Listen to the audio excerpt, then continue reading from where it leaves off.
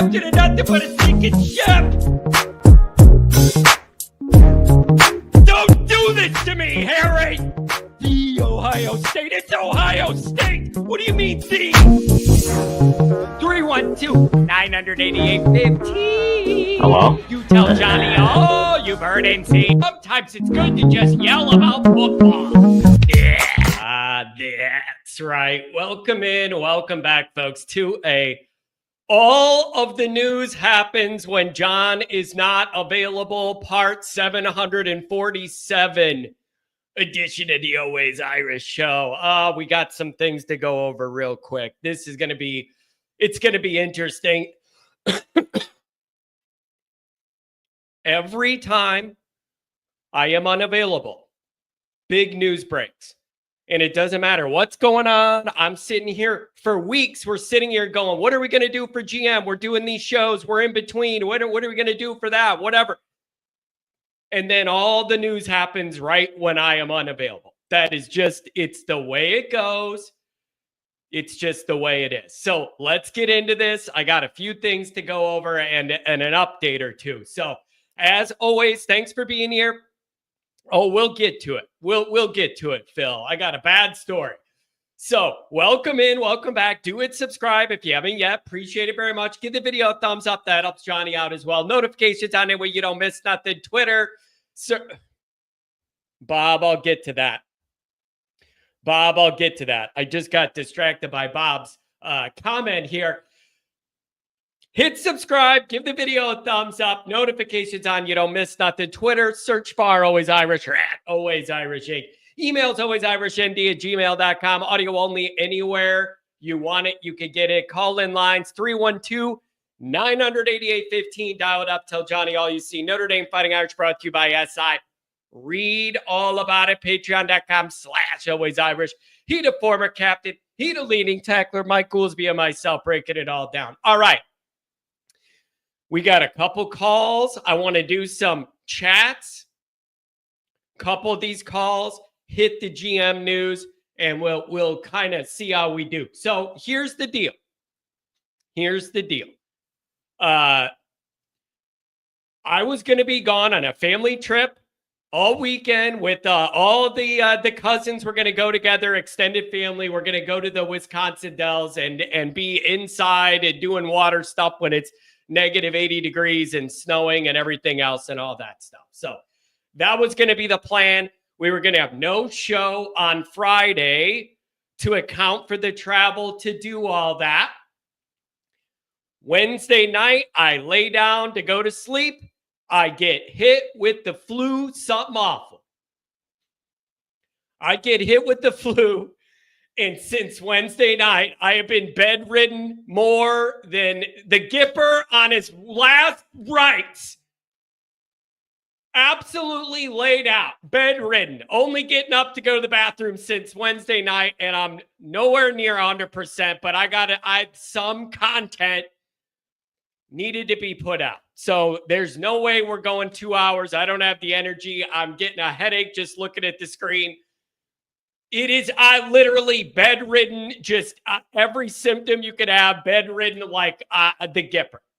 So everybody else went to the water park and did all that, and I laid there miserable all weekend. So anybody who wanted me to be mad at the water park, you wanted some stories about, me being annoyed at a line at the water park or whatever, you ain't going to get it because I missed it all. I have been laid out. No articles written, no videos made for Patreon or here, and I needed to get back in it. I want to see a video of John sliding, going down the water slide. It's been a rough ride for Johnny Boy here. And you ever been so sick, you can't even really sleep? You know what I'm saying? Like, it's not like one of those things where you're sick and you could just sleep it off and wake up 12 hours later. It was so bad you couldn't sleep. Like, it's been rough. So you ain't going to get any stories about the water park. You're not getting any of that, man. You're not getting any of that. So just down and out. So it's been rough. So that's the update. I can't give you any news about the water park and bitch about anything like that. I couldn't even do it. So no, I wasn't out of town, but I wasn't in position to record anything either.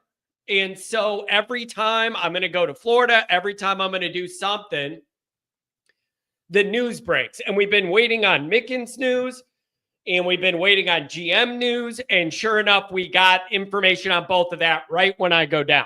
So let me do a couple of these chats. Then I'll get into what I want to go over. We'll see if there's a call or two. And then I'm probably going to crash out, try and record some later, see if Mike still wants to do the Monday night thing. It's rough.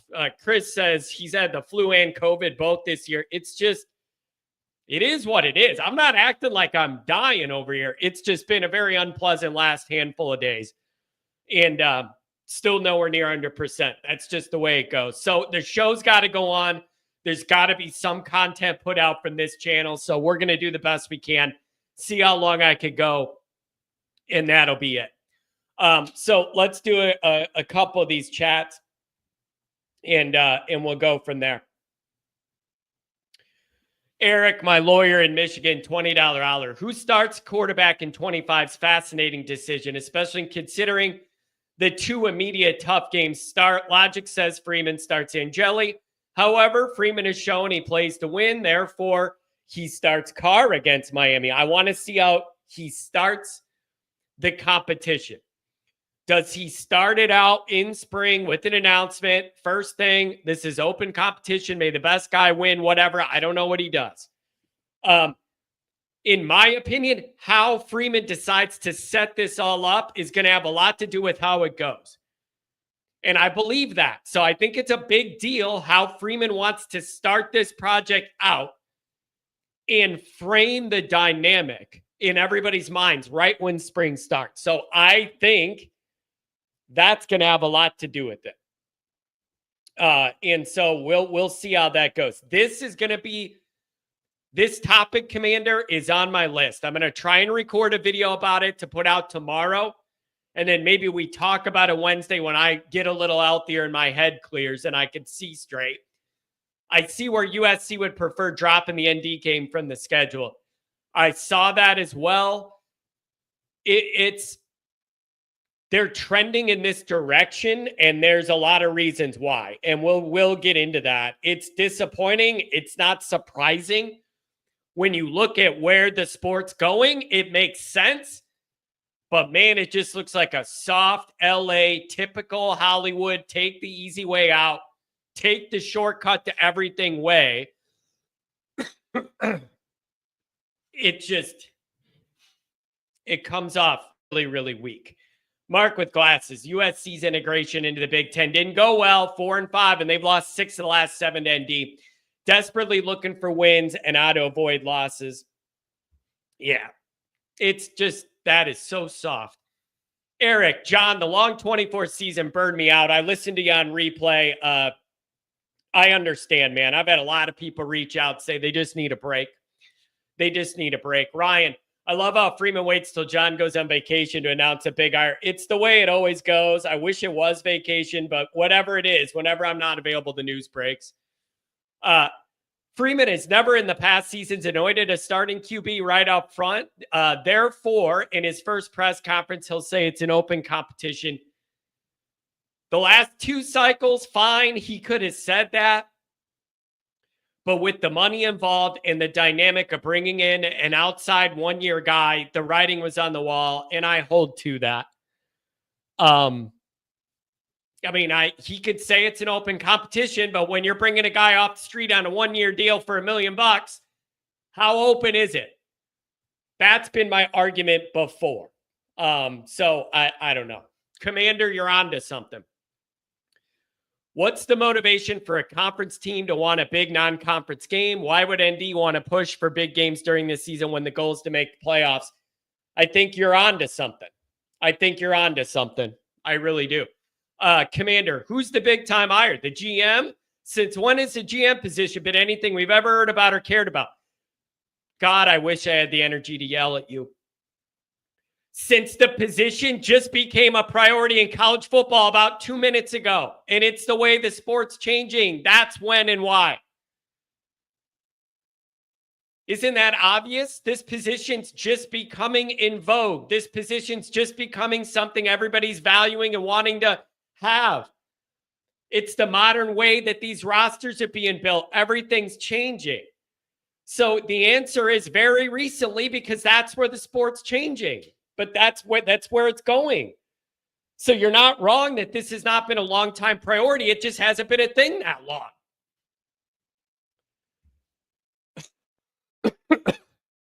Jay Carr, hot take.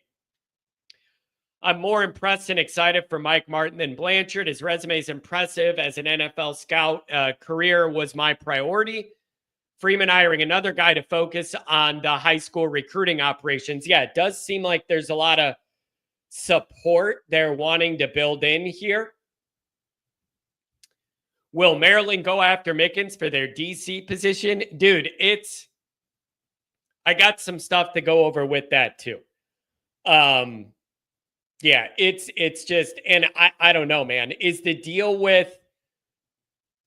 I thought the deal with Mickens was like, okay, you're going to have Ash in here and then like co-DC, and we're going to give Mickens this big raise, and then pretty soon he'll be able to take over, and then that'll be the plan. And then, but since then he's interviewed with Texas, and now there's this stuff going on. I don't know if you want to go to Maryland as your big break anyways, but it's just like, I thought that was the plan, but it doesn't jive with that plan that the guy's interviewing other places and entertaining this other stuff. That just doesn't quite line up to me. So I don't know, man.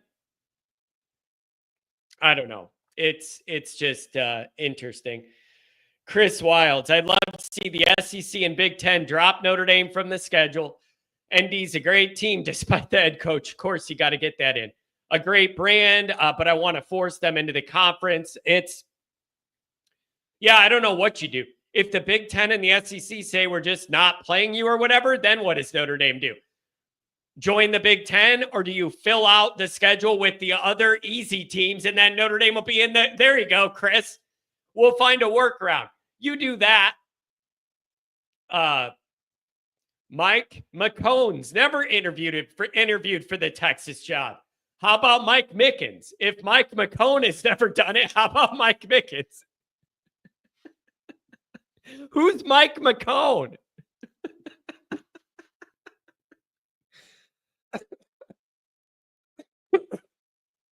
I don't know who Mike McCone is. Notre Dame would have lost 4 games in the Big Ten. Yeah, that's fine. Whatever. They would have lost I also heard they would have lost a bunch of games in the SEC other than they beat Texas A&M and then pounded the SEC champion. So, I mean, whatever. You can imagine whatever you want in your mind. Imagine whatever you want in your mind. But that's always what I hear about. Notre Dame couldn't play an SEC team. Well, you beat A&M and then you beat the alleged SEC champion handedly. So I don't know what people want. But yeah, Notre Dame never competes in any hypothetical scenario that any fan of any other team that brings it up. Notre Dame could never compete. Real Irish. Sorry about that, John. I'm driving. God bless you, man. I'd rather you make a spelling error while driving than spell Mickens right, but go off the road sideways. Oh, man, this is rough. I'm dragging.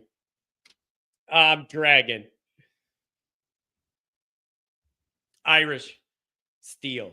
I don't care who wins the QB job, but I'm with Goolsby and wanting to understand the criteria. The Patreon and the QB position was great. We did a good job breaking that down, going over all that stuff of what Notre Dame should do and what the criteria is to make somebody the starter here. And so listen, I don't know if I've been saying this forever too. People mad at Notre Dame for being able to be independent and do all this on their own and all this kind of stuff. You're mad at the wrong people, man. Notre Dame's just doing what's available to them and what they think is the best path. You really should be mad at all those other people in that meeting room that allow Notre Dame to be independent and want to play nice with them for the TV ratings and whatever. I've argued that forever. that if you're just mad at Notre Dame for like existing the way they've existed, you're mad at the wrong people, man. If you want to make Notre Dame not be able to be independent, you got to force their hand. So that's going to take I think all those other groups are going to have to come together and be like, no, we're just not going to schedule Notre Dame. We're all blackballing them. And then you force Notre Dame to do something. I see the SEC and the Big Ten wants to expand and then have 4 guaranteed spots in every playoff for each of them. Like,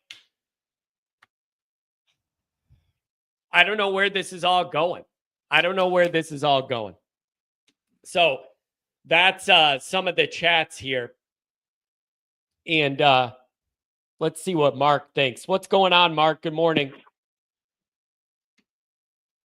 Hey, what's going on? Yeah, we got the flu over here too. Let me preface this by saying I don't get to the grocery store very often, but my wife was sick and miserable and wanted some toast. So I took a picture of this bread she wanted. I go to Kroger, the bread aisle over here. I'm looking for this multi-grain loaf. The bread aisle is I'll give you a multi-grain loaf. Oh my God. So over here we got 2 separate aisles. Aisle 6 and aisle 8. Aisle 7's got pasta and tortillas. I wrote an email about this. My wife called me a boomer. So anyways, it's private selection bread, just like all the other aisle. And, here it's all the way over by the bakery. So I sent an email and the whole lot. But anyways, to my point, I don't want to have to shop down a different aisle. And Notre Dame shouldn't have to shop down a different aisle. And this brings me back to the Mike Martin hire, kind of being in charge of roster management. Yeah, Mark, what do you make of it? By the way, good job weaving in the shopping down a different aisle. That was very, very clever. Really, really good job. Yeah, who did you email, me or Kroger? If you emailed Kroger, you are a boomer. You are a boomer if you emailed Kroger. I was in this bread aisle for 6 hours. I couldn't find my loaf. Where's my loaf? It gets worse. So I go there, aisle 6, aisle 8, aisle 7 is tortillas and pasta. I took pictures. I would call my wife. She wasn't answering because she's sick. And finally, I'm like, let me go over to the bakery for the hell of it. They got a little kiosk over by the bakery. And that's bad business. It's inconvenient. And I took pictures. I don't know what the hell they got going on over here. I don't know what everyone else's Kroger is doing. You know what's funny about that too, Mark? I got a cousin who is in corporate Kroger in like marketing and promotions. Maybe I could direct you to her email, and she's very high up in Kroger corporate, and she'll get some shit done for you.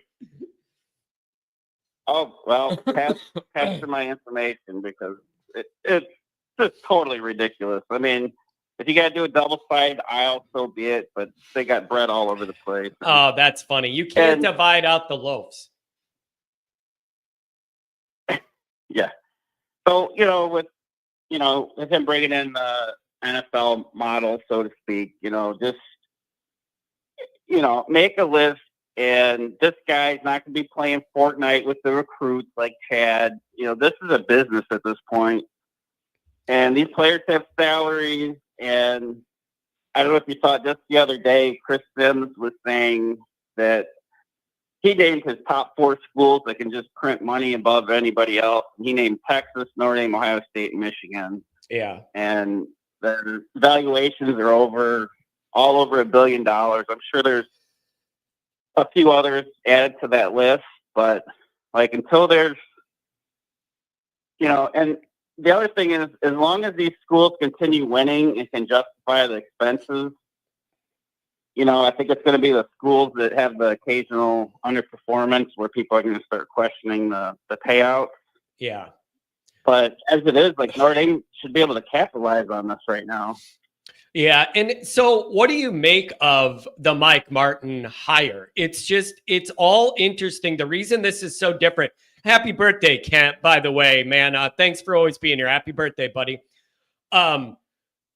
what makes this different than like an assistant coach hire, a head coach hire, or even an AD, nobody's exactly sure what all the duties are and what all the specialty is and like where the focus is. And there's not a candidate pool that everybody has opinions on, where everybody knows everybody's name and their experience, and you could have a judgment.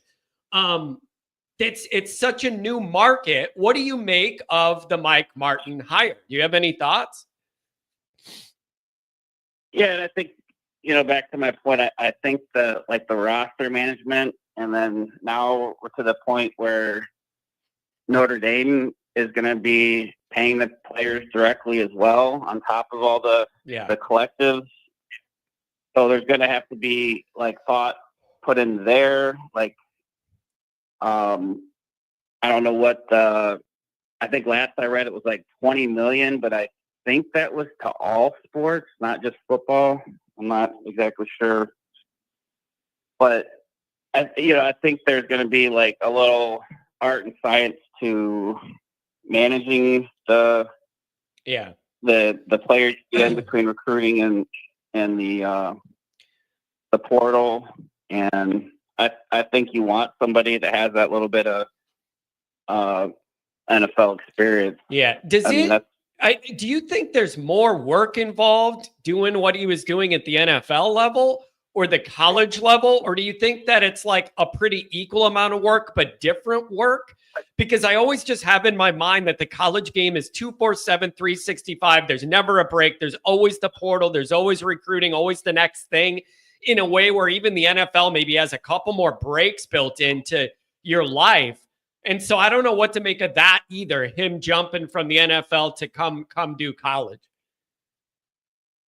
Yeah, and it seems like now more than ever, even the way the college players are kind of treating the portal, seeing what's out there. I think the high school recruits are doing the same, with the Underwood kid and looking for money. So if we even have the high school recruits treating it like a business, we need a GM that treats it like a business and not be goofy dressing up and all this nonsense. Yeah, we need to get serious. Yeah, I think that's over. I really do.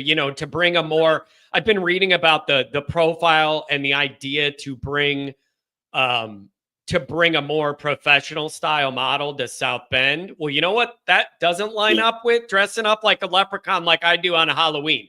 You know what I'm saying?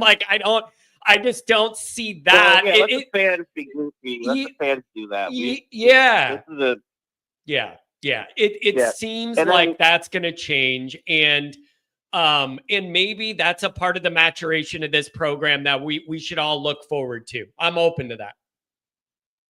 Yeah. And my last thing is the Al Golden Broyles Award speech. I might need Goolsby's tinfoil hat on this.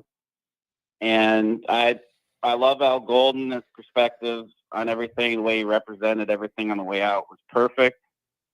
But I don't know if it's shots fired or just acknowledgement, but in the word accepting the top coordinator, he said Mike Mickens is going to be up here sooner rather than later. And after the Chris Ash hire, for him to say that, could be nothing, could be something. And I'm interested in seeing what Goolsby thought of that. Yeah, I don't know what to make of. There's just a lot of conflicting information about the exact circumstances of one Mike Mickens. Does anybody know for sure what I'm hearing and reading things, but then I see conflicting information and then information that conflicts with that. I don't know what to believe, Mark. I don't know what to believe about his remaining in South Bend and how steadfast that is, or whatever the plan's going to be. I'm seeing and reading and hearing a lot of conflicting information. I'm unclear on the truth.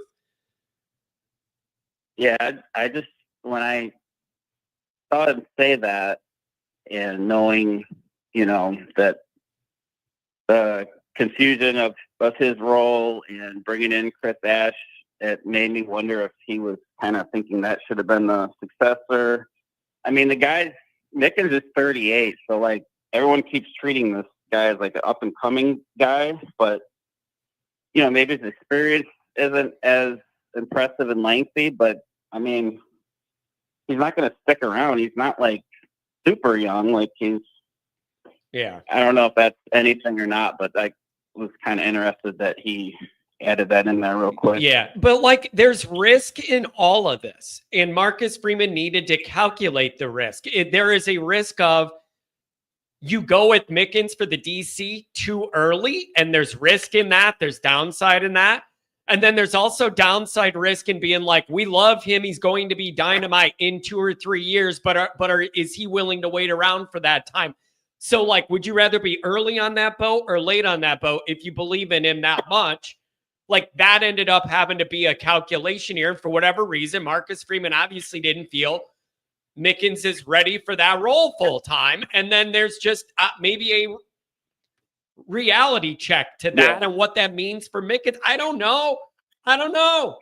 Yeah, it's puzzling because he's so highly regarded. Like his body, short body work at Notre Dame is so impressive. And then bringing a freaking scout from Jacksonville Jaguars that did some shit 10 years ago, it's mixed messages. I don't know what to believe. Yeah. So it's like, they might have egg on their face or hopefully it works out. But, Ash is going to be under the microscope for more than one reason now because, people are going to be referring to this.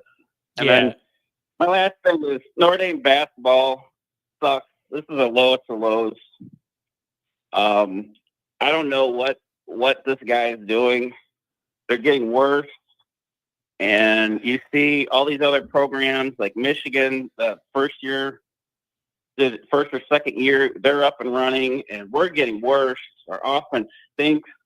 They look like they don't even practice. I don't know how much you've watched them. Not very much at all. I try not to. I try not to. I tell you that. I go out of my way not to. I'm dead serious. We get a couple guys out of the chat, go out to the gym, try to run offense. We'd look very similar. I don't know what the hell they're doing.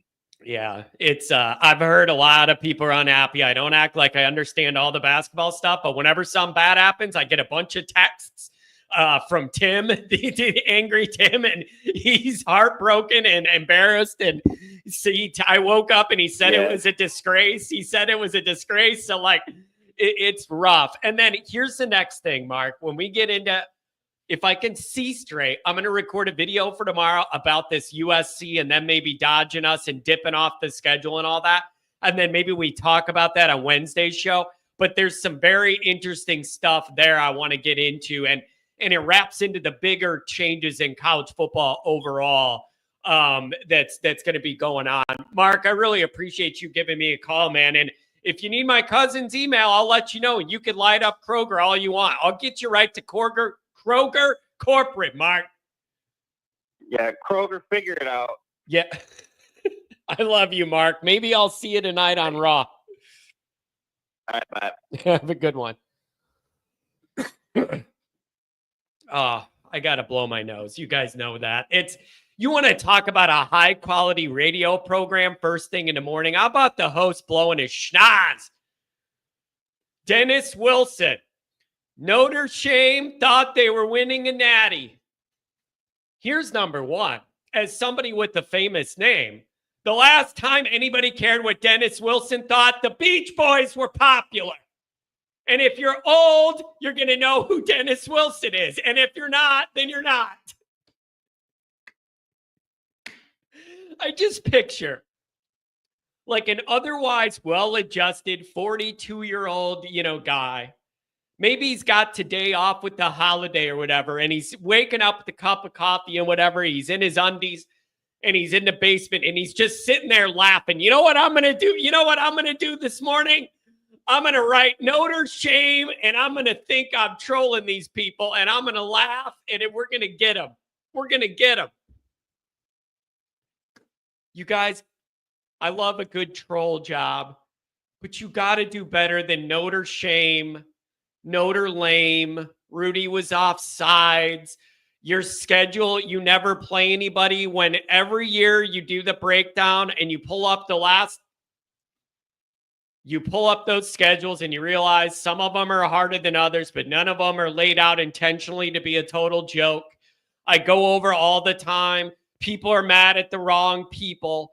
It is not Notre Dame's fault. USC is not good. It is not Notre Dame's fault. Florida State went from one of the best teams to the worst teams. It is not Notre Dame's fault that Miami wussed out and backed out of playing us last year. None of those things are Notre Dame's fault. None of those things are Notre Dame's fault. You tried to schedule. You had Florida State on there and they sucked. What do you want me to do? You were going to play Miami and they backed out. What do you want me to do? USC should be better every year than they are. What do you want us to do about that? So I don't know, man, but just I love a good troll. I love a good troll. But it's got to be better than Notre Shame and Rudy's offsides. Give me a break. All right, 10-second break. We could go back to the calls. ND hiring Javon Collins as analyst. He coached secondary of West Virginia. And pending Mickens' departure, where's he going now? I wake up from the dead from the flu to see that he's not going to Texas. Now what? Son of a buck, you're going to put me back in my deathbed. Like old Gipper. Jesus.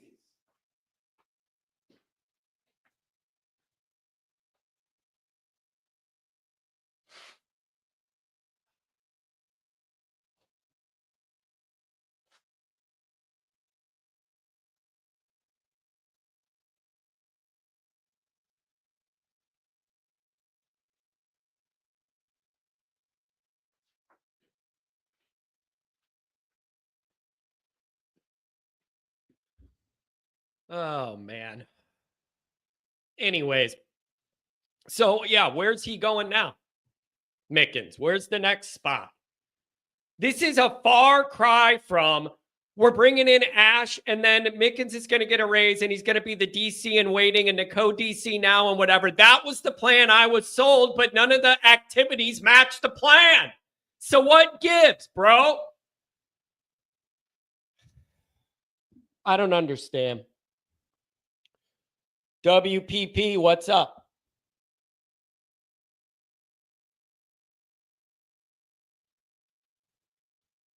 I got you. Hey, John, it's Pat from West Palm. Yeah. Sorry. Oh, that's okay. Good morning. What's going on, man? What's up? Yeah, just a couple things.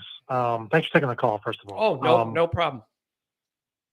This basketball thing, I know this is in a basketball channel, but, we should be paying close attention to how Bavakwa handles this. Because how bad is it? Listen, man, I'm not acting like I am into all of those details the way I am with football. In your opinion, how bad is it? Is it like hopeless, or is it like a lack of patience that people have to give it time to start to hit, and we just don't have the patience coming off the end of the Bray era that ended with a whimper? Like just how tragic is it in your estimation? I don't follow it enough to know the nuts and bolts of how basketball moves to have that opinion. So just how bad is it? John, like you, I'm not a huge basketball fan, Notre Dame basketball fan, but my friends are, and they're very even-tempered guys. They're not like me, and they think before they speak. And they're all the text chain of my college friends is blown up, saying that was a disgrace last night, and yeah, this guy's got to go. I've heard that from a lot of people. Now, the next question, Pat, is here's what I've always found challenging with Notre Dame men's basketball. Women's is different because it's on the other side. And here's what I think is hard. Notre Dame's always going to be a football-first school. And does that limit some of the guys that maybe want that job or players that want to play there? This is just a bigger picture thing I think about, because you're never going to be in the main spotlight if you're Notre Dame basketball, because you're always in the shadow of the football program. Whether the football program's good or bad, you're always in the shadow of Notre Dame football because that's what moves the needle at Notre Dame. And I've sometimes wondered if that holds back, the pool of candidates that maybe would want to take on that challenge because you're never going to be in the limelight. And I just wonder if that turns some people off. Have you ever thought of that, or am I way off? I don't know. No, I mean, look, you have to go back to the late 70s for when Notre Dame basketball was a national power. And it was, in fact, a national power in the 70s. But nowadays, it's just, for any school, it's how bad do you want it? In other words, if you want a good basketball program, you got to throw a lot of money at a good coach, and you got to throw a lot of money at a lot of good players. And, and the reverse is true. So now we're seeing a basketball school like North Carolina throw a lot of money at Belichick and throw a ton of money into the NIL, and just for whatever reason, North Carolina is sick and tired of mediocre football. And so it's all about how much money you're willing to throw at these things. And I don't know enough about Notre Dame hoops, but to your point, Notre Dame hoops has never been the centerpiece of Notre Dame sports, and it never will be, but with enough money, it doesn't have to be. Yeah. And just even like in North Carolina. And even when we acknowledge that doesn't mean it has to be terrible, right? Like you could be middle of the road there, or every couple years be a tournament team. You know what I mean? Without being like a perennial winner. I don't know what happened. I don't know what you do there. To me, like people, I'm a casual Notre Dame basketball fan. Yeah. And my only criteria is, get to the tournament so I could put you in my brackets. You know what I mean? Yeah. And that's not a huge bar. It's 64 damn teams. Can't you be among the top 64? Yeah, I've thought of that too. I don't care if you lose in the first round, but get in the damn bracket so I could put you in my bracket. Dude, I've going on a run. I've thought of that too, of like, how bad do you have to be that you can't be one of the best 60-something teams in America? And then when I bring that up, people go, but it isn't really like that. You don't understand how that is when there's guaranteed bids to certain conferences. So there's really not that many free spots. Like, I don't know. That's right. Like 20 out of the 64 spots are spoken for. I get that. Yeah. But it's still not a high bar. Yeah. Yeah. You would think, and Notre Dame should just never be that bad. You would just think that. Dennis Wilson here, continuing on the troll job. Listen, the Notre shame thing is making you look lame. You got to come up with something better, man. Troll me all you want. Troll. I don't feel well. I'm not in a good mood. Troll me all you want, but be creative about it for Pete's Dragon. Be creative at least. Sorry, WPP. No. Look, no one hates a troll like I do. Sorry. I think I've debated one or two. I think I've debated one or two on this channel. Man, I needed that. Anyway, going back to football. Yeah. Going back to football. Let's. We got to try to preserve that USC game, John. I mean, college football. Well, wait, what do you mean we got to preserve it? We want to just play every year. What else can we do? They're the ones that are trying to back out. We're ready to pencil them in every year. Yeah, but here's how you do it, John. It's very simple, I think. You call up the Big Ten and you say, we will play a home and home against two of your teams each and every season. But you keep the USC game as is, and you let USC count its trip out to Notre Dame on every, I guess it's odd-numbered year. Every odd-numbered year, that counts as one of their trips east. So they don't have to go out east 5 times in a given season. They only have to go out 4 times. Something like that. And we got to stop with these, candy-ass schedules, John. It's embarrassing. Now, I heard your rant a few minutes ago. Yeah, it's not our fault that USC was mediocre, and it's not our fault that Florida State stunk. But it is our fault for scheduling Army to replace Miami. It is our fault for putting Miami of Ohio on the schedule. It is our fault for putting Northern Illinois on the schedule. We got these embarrassingly easy schedules are going to bite us in the ass one year when we have 2 losses and no good wins. See, We're going to get shut out of any. This is a bigger picture scheduling philosophy situation that all teams, I think, are going through, man. Does it not feel like this is turning into just a race to water down the regular season schedules and just make the tournament? It really does feel to me like that's the priority now, is to water down these schedules simply to get as many wins on the schedule as possible to make the field. And I feel that every day we get further down this road, the regular season means less, and everybody's going to start positioning themselves to just have the fewest amount of losses to make this tournament. And I just see the regular season being more and more watered down. I don't think it's going to go back the way you're talking, because everybody just wants loss prevention to make the tournament. I agree with everything you just said, 100%. But I think it's disgusting. Yeah, but you don't have to like it. Yeah, you can agree with it, but hate it, right? Yeah, I think Notre Dame should be better than that. And like, why would conference teams, why would they go and schedule a huge non-conference game to like start the year before you get into SEC or Big Ten play? What is the real value in doing that now, as opposed to playing Central Michigan, collecting a win and furthering your percentage of making the playoff? Like, I just think you're going to see the desire to want to play these big non-conference games and all this stuff. I just think it's going to get watered down. I think people just want loss reduction to make the field. I just think that's going to be the priority, and it's going to make the regular season less and less important and each game less critical. Maybe I'm wrong. I don't know. I think you're right. I think we're well on our way towards college football becoming just like college basketball, where it takes an outrageous event like last night for people even to pay attention. You know what I mean? Like, yeah, the regular season of college football is turning into nothing. But to your original point, I think a lot of the teams, like conference teams, think that their ticket to the playoff runs through their conference, and it runs through making the conference championship game. And a loss to Notre Dame doesn't affect that. You know, it's a non-conference loss. That's a good point. And so that's a good point. And the money Notre Dame brings to show up. You know, if we pick two Big Ten teams and tell the Big Ten, you pick the teams, we don't give a damn.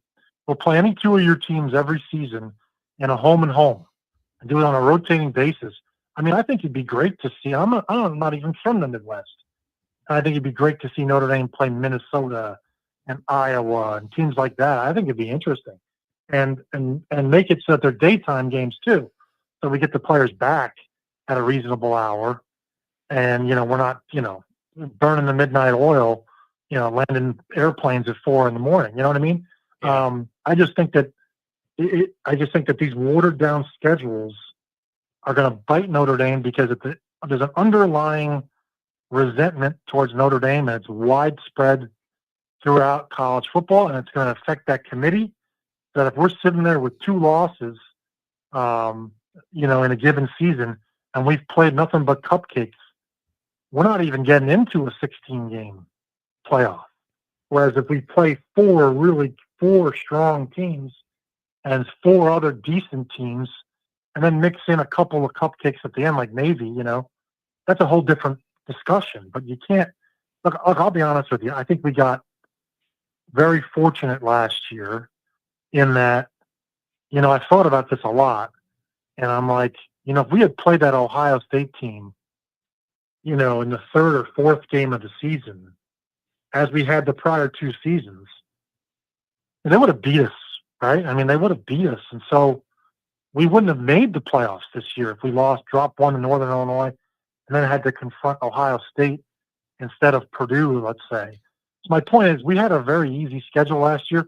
I'm not saying it was Notre Dame's fault. I'm just saying it was an easy schedule. And if we had tacked on an extra loss, there's no way in hell we're making the playoffs. And so those who advocate for watering on the schedule, you got to think this all the way through, because, I'm not sure that, Notre Dame's going to be getting voted in.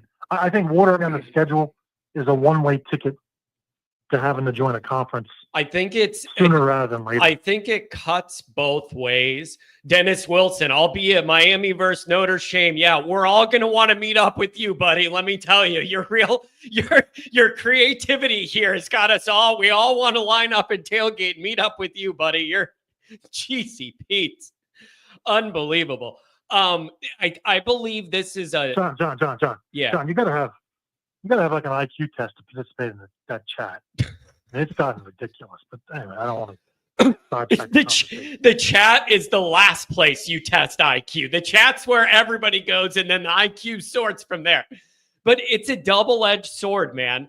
If you intentionally schedule light and then you succeed, then you're probably going to be fine and make the playoff and whatever. And if you try and schedule light and then you falter a couple times, then you don't have much to lean on.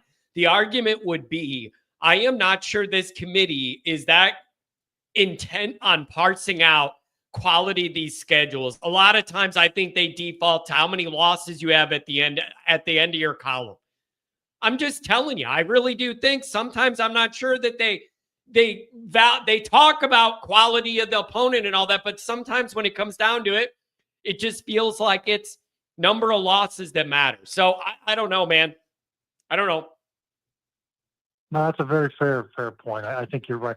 To me, college football, it isn't the same sport as once the NIL and the transfer portal started. The whole sport has changed, and to me, it's a different sport than it used to be, where you could be cheering against a USC guy this season, then cheering for him next season. It's just it's a different sport, and I haven't even decided if I even like it anymore.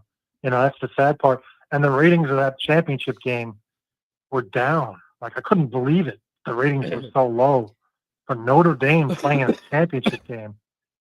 It's depressing. I don't know what to make of it. WPP, thanks for giving me a call on a Monday here. I'll feel a little better. My mind will clear, and we'll dig into this USC thing some more on Wednesday. But thanks for giving us a call on a Monday. All right, man. Be good. Yeah, Thanks. have a good one. Man, that guy's always good for generating interaction. Some people like it, some people don't like it. But he's always good for that. That's for sure. 419, what's going on? Welcome to the show. Hey, John, how you doing? Good. What's going on, man? Oh, my bad. It's been a while since I've been able to call in. I think the last time I called in was after A&M. It is. I see it because it's August 31st. So it would have been A&M. A lot has happened between now and then. What's on your mind? Oh, well, of course we had this great season. So, but now we're back to where we were a year ago, trying to figure everything out with quarterbacks. I just want to ask what you personally do think about the quarterbacks. I haven't even been able to watch the show lately. I've been so busy. Here's what I think. I think unlike the last couple years where you were bringing in a high-priced one-year rental guy, you say there was going to be a competition, but the reality is money talks. And if you're bringing an upperclassman in on a one-year deal for $1 million or more, the writing's on the wall. They're going to be the starter if they are healthy. I don't care what was said about competition, whatever. The writing was on the wall. This is completely different. You didn't go to the portal. Now you got multiple guys with varying skill sets in the program. And I think you have an obligation now to have an open competition to show high school recruits and quarterbacks that you could still win the job here doing that. And I think they have to try and have a real competition here. I don't feel like Angeli, because he's the backup, has proven enough that he's the default number one. I don't believe that. And it's not a shot at him. I just don't think that's where this program's at. So I would like to see an actual competition where they give these guys all a fair shot with kind of equal reps, equal time with the number ones, skill guys and offensive line to do whatever. And go from there. So I think that's how you should handle it. So I don't know. What do you think? Personally, I want to see CJ Carr. I think he fits Denbrock's system the best from what I've been seeing in his first year with practice, and then I was there at the tailgate last year, and then went in to watch Blue and Gold. So from what I've seen from him, I really like him. I want to see Carr. I like him, Jelly. I do, and I know a lot of people want to see him. I just think Carr fits better with the system, and I want to see us use this younger guy for multiple years. Yeah, wouldn't that be nice? Wouldn't that be nice if you could develop and coalesce and everybody kind of rally around a younger guy and develop some chemistry together, and then you would have the stability of knowing when you come into spring the next year you're in a better situation and you know who your guy is and you're ready to go. Like that would be really, really nice. Let me ask you this: you want to lean towards Carr? Then I'm going to ask this question. Should the fact that you have a tough opening, Dennis Wilson's gone, you guys, I couldn't take it anymore. He's out of here, and I got sick of him. He's gone. Does it make any sense at all for Freeman to be thinking we're going to Miami to open the year and A&M is our second game, even though there's a week in between? Does that need to be a part of the consideration of what you do at quarterback, or should that not matter? Like being like, Angeli has experience and we're going into this hostile environment in Miami, better go with him. Or are you like, no, the schedule shouldn't matter. You have an open competition, and if Carr's the best guy and he's inexperienced, he's still the best guy. Yeah, that's the way to go. Whoever gives you the best chance to win, which in the end, that's all I care about right now. I personally think that'll be Carr, especially with him being young and with him being a little more mobile than Angeli. But I just want the best guy. So if that's Carr, like I believe it is, start CJ Carr right away. Yeah. Even we're going into that hostile environment. Yeah, it's just, and you know what else would help a lot? If the offensive line could be as good as people are talking about it being next year, that would be very, very helpful, because you could lean on that offensive line, take some pressure off that quarterback. And he doesn't have to be a hero. You could eat up some clock, move people in the run game, keep your drives going. Like that would be the best possible way to ease a new, younger quarterback in. So I don't know. We're going to have to see how it goes, but it would be really nice if you could go into spring of the next year being like, we know our guy and we're just going to keep building around him. Wouldn't that be nice? What a luxury. When is the last time we had a quarterback for multiple years? Book? Then we went to, what's his name, from Wisconsin. You had Cone, right? Didn't you have Cone? You had Book, you had Cone, and then I don't know, man. It'd be really nice to have some consistency there. Anything else on your mind? Well, I'll let you get to your other calls. I know you're wanting to get off here. I just wanted to check in with you, and I'm considering going back to the spring game this year. So if I do, I'll be at the tailgate. It's on my birthday, so I'm considering going. There you go, man. We'll be there. The only thing is you just don't know what the weather's going to be that time of the year. There's just no way to know. Like it could be winter, spring, summer, fall. Come to South Bend. You'll experience it all. You never know what you're going to get. That's the problem. So we're going to be there no matter what. So if you're there, look for the flag. All righty. Hey. Good talking to you, John. Hope you feel better soon. Oh, thanks a lot. I'll get over it. Caden the man, $2 holler. Morning, go Buckeyes, and ND sucks. Dude, it is. I don't know what it is about today that everybody who hates Notre Dame's dialing in and putting in their chats. I don't know what the deal is. Caden the man, $2 holler. Miami is a better team than the Irish. We will find out. I guess we're going to find out the hard way, aren't we? We're going to find out the hard way.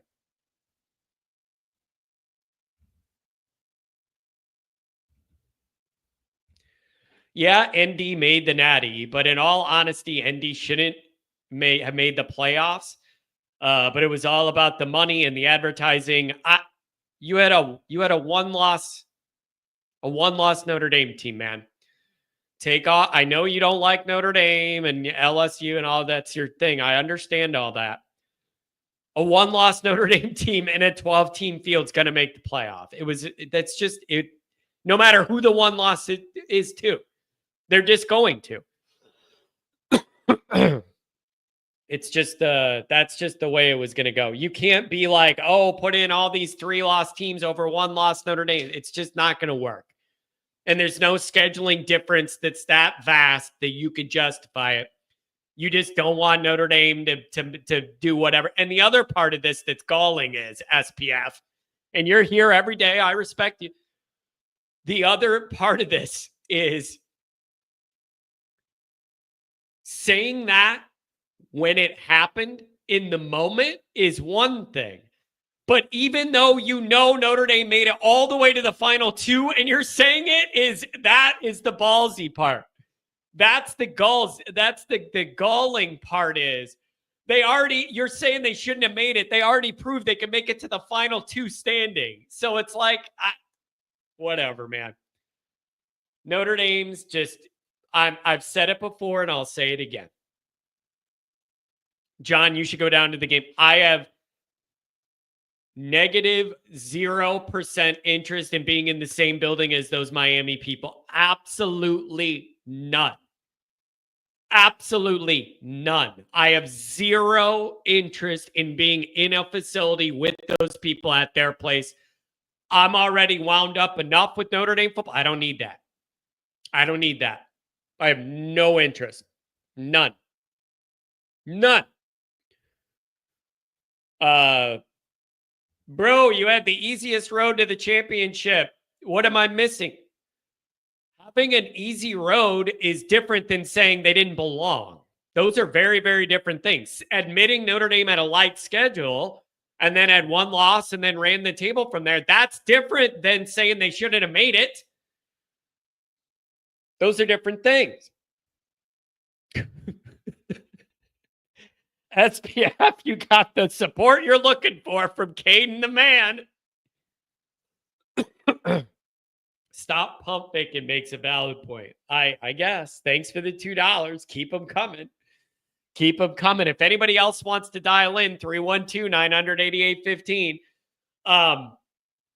So here's what I want to talk about real quick. Then I'll try and get out of here and recharge and see what's going on the rest of the day. So it looks like Notre Dame's going to be bringing in Mike Martin of the Lions as the GM.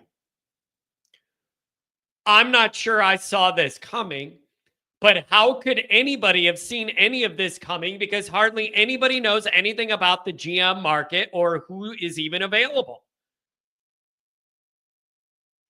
Like, that's the weird part of all of this. Nobody knows these GM candidates or any of this stuff. So it's just, I don't feel like anybody knew any of that. So Schefter tweets, ND's hiring the Lions director of scouting and advancement. Really interesting. He's been in Detroit, I think, the last 4 years. And they have rebuilt in that time from one of the worst rosters that got made fun of in the NFL for every single year into having one of the best rosters. So whatever the Lions have done organizationally in the last 4 years, I understand they're frustrated with how the playoff turned out. But if you just look at their roster and all that stuff, they have really turned everything around about Detroit football. Rebuilt from a joke to being competitive. I read that his role was working with collegiate and NFL staff to enhance the ability to scout and build a roster out. So I just think, I think that's really, really interesting. Dynamic recruiter, a lot of nice things being said, but that's to be expected. Do you guys ever notice that? Like, sometimes I wish somebody would hire somebody and it's just like, yeah, we don't like this at all. It's really, really bad. More than just like a couple people in the Notre Dame niche that have questions about Ash. But like, I mean, hire somebody and go, this is a bad hire and I don't like it. Or how about this? Every time anybody gets a recruit to commit, it's always key recruit commits to the team or whatever. And then you look at him and you're like, they're no good though. Like, I just wish people would be honest to be like, yeah, a guy committed and he's a low-rated guy, and it's not, don't worry about it. It's not that big of a deal. Not a big pickup at all. I'm disappointed in it. I just wish they would do that sometimes. I don't know. Blyberg, yeah, it's rough over there. It's rough over there. I know the dynamic you're referencing. It's annoying and rough. So I don't know what you make of this. Dynamic recruiter, a lot of nice things being said.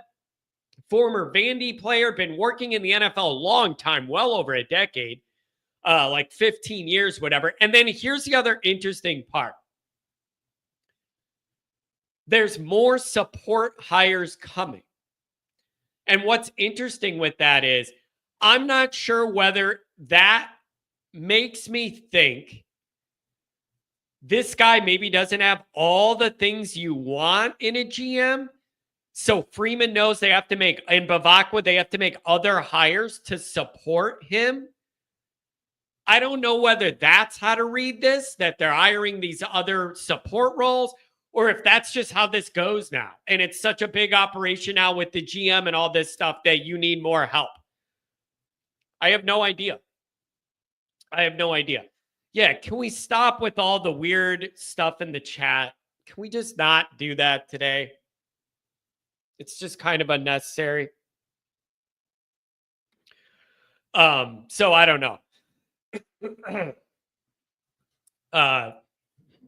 Mark's got to become a Costco guy. Yeah, there you go. And so I don't know. You got more support hires coming, and that's going to help. It's just the money's interesting. I read $500K plus bonuses. That does not seem like a lot, especially if you're looking at like what, the $1 million that USC paid to get Chad or whatever. $500K plus bonuses is what I read from John Bryce over at Football Scoop. So I don't know what to make of that and how that compares to what his NFL pay was. I don't know. It's hard for me to think you would take a drop down to the college level and take less money. It's hard for me to comprehend or to understand. Oh yeah, ND9. This is accurate. I am not even like half joking when I say this. To people that wake up every morning hating Notre Dame, there is no schedule that will be good enough for them in their opinion, other than 4 games against Georgia, all on the road, 4 games against Ohio State at the Horseshoe, all on the road, and 4 games against peak era Nick Saban, Alabama on the road. That is the only schedule that will make anybody happy.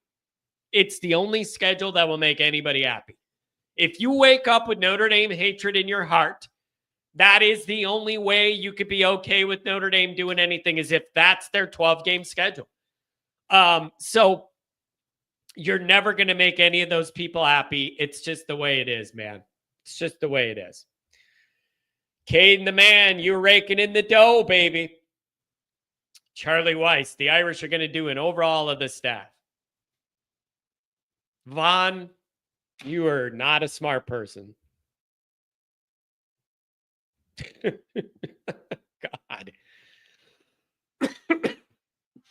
We have all these people that they just hate Notre Dame, but they got to be in here all the time. I don't get it. Caden, $5 thanks a lot, man. I appreciate it. So I don't know, man. You're going to fill out this support staff. You're going to do all this. But if the idea I kept reading to bring more of an NFL model to South Bend. Everything that John's the only guy who can get his trolls to pay him. Yeah, I'm playing reverse 4D chess here, man. Justin Graham, I think I'll go with Minchie. I like the dual threat option. What's interesting about that is when Goolsby was having a drink with Denbrock when he first got to town, he was talking about these quarterbacks, and it was very, very clear that of all the guys in the room, Minchie was the one that had the most, the skill set that Denbrock has the most experience and success working with more of a dual threat kind of mobile guy, could do both. Not that Kenny Minchie's on Jaden Daniels' level, but the ability to do both and shape an offense around the ability to throw the ball and run the ball. It's very, very clear Minchie fits that build more than anybody else that we have. So how does that, play itself out in a quarterback competition, all that? I don't know. But I think that's very, very interesting. So I don't know. What do? You just, if you're bringing a more NFL model to South Bend, dancing around in a leprechaun outfit's out. Leave that to me on Halloween to do some marketing around town. Got a pocket full of cards. Everybody laughing at me dancing around. And I hand them a card. It's marketing, baby. Never miss an opportunity. I'm always looking for an angle. Pitt deserves a playoff spot more than the Irish. I'm going to tell you this, Caden. Keep on giving me money, and you can say all the dumb stuff you want. You get paid by Narduzzi or what? Tex ND, good to see you. But yeah, I mean, you could go ahead and troll us if you're going to keep giving me your $2, buddy. Man, this is a weird dynamic. And in the offseason, it's just getting weirder. I'm struggling, you guys. I'm struggling. I am struggling. So I don't know, but I think the days of dancing around in the leprechaun suits are gone. I think Notre Dame's going to get more serious about trying to build more of a professional outfit. And I think it might be time for that. I think it might be good for the program. I think Marcus is entering the middle part of his career, not a rookie anymore. I think he may be ready for us to get more serious about that more NFL type flavor around South Bend. And that may be a good thing. And look at this stuff more like business instead of, this cute leprechaun outfit. Let's get in the building and talk business. Let's talk about football. So I don't know, man. I don't know. And so we're going to see how that goes, building out that support system for this guy. Things are going to be a lot different. It's going to be really, really interesting to see. It really is. Mark, Kanan dropping more deuces than me after Taco Bell.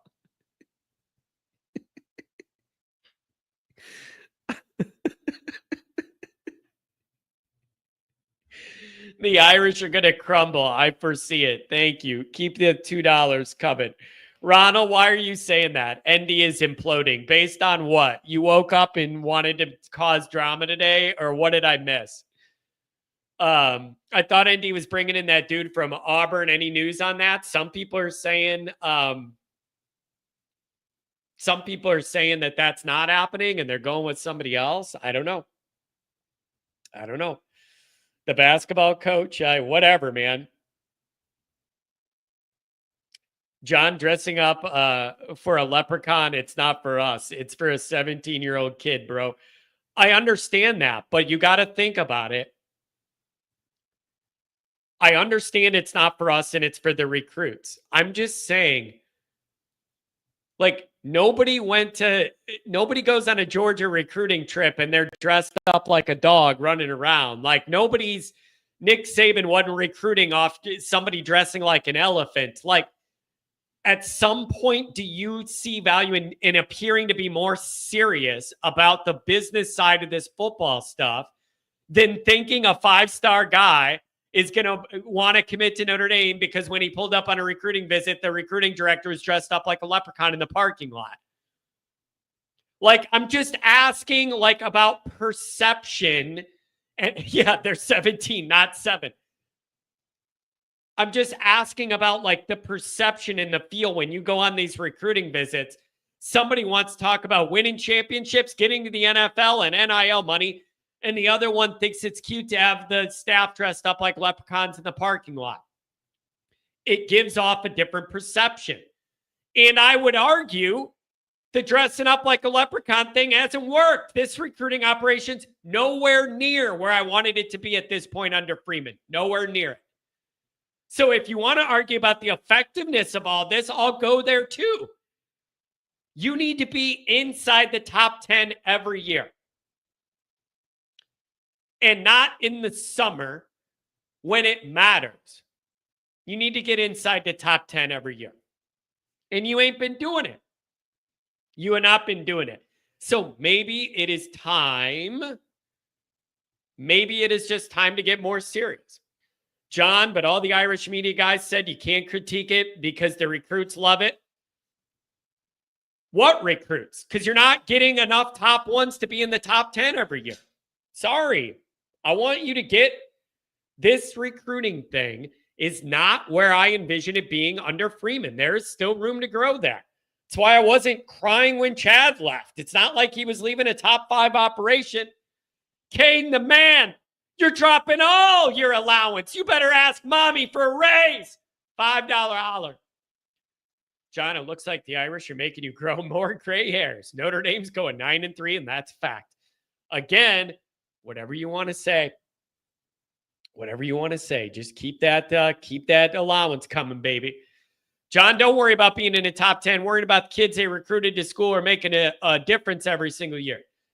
Again, don't try and put me in a position to have to choose one thing or the other. I can have both. Real Irish, 1988. I like that 1988, baby. Follow me here. I like and respect the way Notre Dame has been able to find lower-rated kids in these recruiting classes, get them to commit, and then they play like 5 stars. You got a Leonard Moore, and then you go up and you play great right away and all this stuff. Everybody loves the evaluation process that Notre Dame staff seems to have, especially on the defensive side of the ball, to be able to recruit some lower-rated guys that end up playing better than that or whatever. But that doesn't have to be all of it. That needs to be reserved for the bottom third of your recruiting class. You're taking flyers on. They're 3-star guys. You think they have traits you like, but they're not as highly recruited, whatever. That is for the lower third of your recruiting class is what you do that with. The top 2/3, I need it to be guys that the industry all agrees are plug and play pretty soon. It doesn't have to be all or nothing. We need more of the guys that have less risk of busting and more likelihood of being able to contribute and be good early. And then your bottom third is where I need you to start parsing through some 3-star guys that have better talent. Thread that needle and do both. I love the evaluation of this staff, but that doesn't mean I want you to rely on it for every recruit. Most of it should be guys that are no-brainers. This is Notre Dame. And if you don't get some bump off being a Final 2 team this year, I don't know what you're doing. John, how many 5 stars have not worked out? That's not a reason to not go get the best players in the country. There's plenty of room in a recruiting class to be able to do all of it. There's plenty of room in a recruiting class to be doing all of it. You're presenting like a all black, all white thing, and I don't see it that way. Just because some of these 5 stars not worked out, that is not a reason to give up on what are supposed to be the most talented people. So I don't know. All right, you guys, that's going to be it. That's about all I got right now. John, when Clemson had their best run, their best class was a number 1 class that went 9-3. The other thing is when Clemson did what they did off like 12 or 13 recruiting classes leading into it, no, Caden, you're not saying anything to me. You're not coming on my phone lines again. I don't care how many $2 hollers you put in. You're not on the phone lines again. No, it ain't happening. I appreciate the $2 holler. You had your one shot at me and you messed it up. You're not coming on again. And if you are, you better get a burner.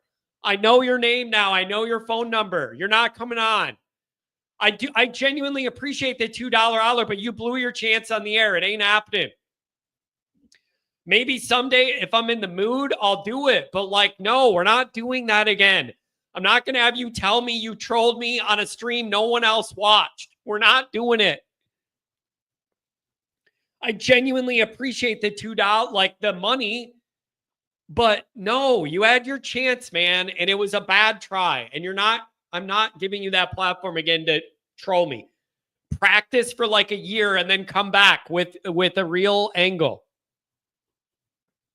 All right, you guys. It feels good to be back. Just I'm not myself and my mind's not clear. I'm out of it. I needed to get some content out for you guys. I'm really glad to be back.